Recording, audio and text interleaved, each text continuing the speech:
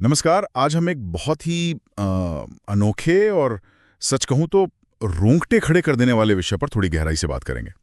ये मृत्यु के बाद की यात्रा से जुड़ा है, जैसा कुछ हिंदू ग्रंथों में बताया गया है, खासकर गरुड़ पुराण में। और इसमें एक खास नदी का जिक्र आता है, वैतरणी। तो ये वैतरणी नदी आखिर है क्या चीज, और आत्मा की यात्रा में इसका इतना जिक्र क्यों है, इसका क्या महत्व है? हाँ, देखिए, इसमें जो सबसे पहली और दिलचस्प बात है ना, वो ये कि इसे कोई आम नदी नहीं समझा जाता। जैसा वर्णन है वो ये कि ये असल में पापों से बनी है, एक दहकती हुई धारा। पापों से बनी हुई? जी हाँ।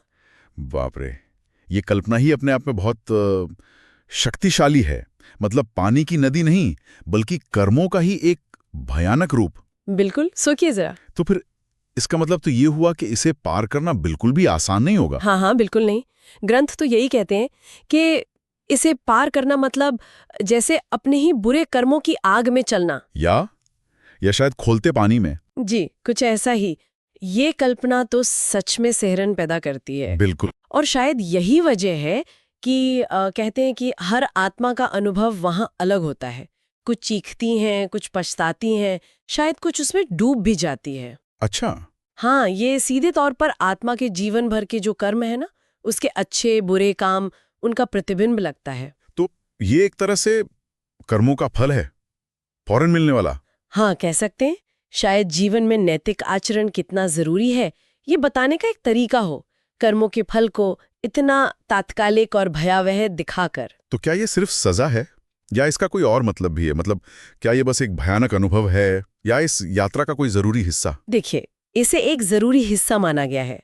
गरुड़ पुराण जैसे ग्रंथ बताते हैं कि ये कठिन यात्रा लगभग हर आत्मा को करनी पड़ती है। हर आत्मा को? हाँ, लगभग हर आत्मा को। लेकिन ये मंजिल नहीं है, ये बस एक पड़ाव है। अच्छा, सिर्फ एक पड़ाव। जी। और इसे पार करना जरूरी इसलिए है क्योंकि ये यमलोक पहुंचने से पहले आत्मा के पापों से सीधे सामना करने की पहली कड़ी है, ऐसा मानते हैं। यमलोक, थोड़ा इसके बारे में बताएंगे? हाँ, तो वैतरणी पार करने के बाद आत्मा यमलोक पहुंचती है, यानी मृत्यु के देवता यम का क्षेत्र। वहां फिर चित्रगुप्त हैं।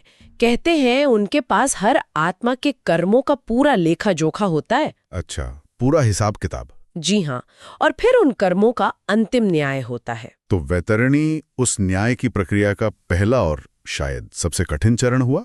हाँ, ऐसा कह सकते हैं। कर्मों के हिसाब किताब से पहले की एक अनिवार्य बाधा। समझ गया। तो मतलब वैतरणी नदी कर्मों के तत्काल परिणाम का एक बहुत शक्तिशाली प्रतीक, जिसका सामना आत्मा को मृत्यु के तुरंत बाद मगर न्याय से ठीक पहले करना पड़ सकता है। बिल्कुल। ये सिर्फ एक नदी नहीं, बल्कि कहीं ना कहीं अपने ही कर्मों का आईना है, जिसे पार करना ही होता है। बिल्कुल सही कहा आपने। ये कर्मफल का जो सिद्धांत है ना, उसका एक बहुत ही प्रत्यक्ष और नाटकीय चित्रण है ये।